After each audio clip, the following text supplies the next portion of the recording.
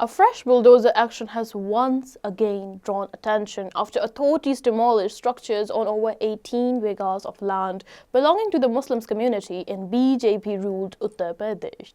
According to Kashmir Media Service, the action was carried out against plots association with Wasi Ahmed and Ahsan Ali of the Muslim community in the Khairabad area of Starpur.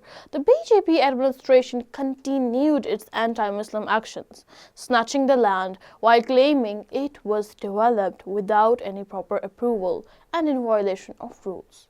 Using bulldozers, the demolition took place with a heavy police force deployed at the site, and the action has raised very serious concerns among residents, especially within the Muslim community, who feel that such demolitions they are noticed more than Muslim names are involved. A resident requesting anonymity said, "We are not against the action.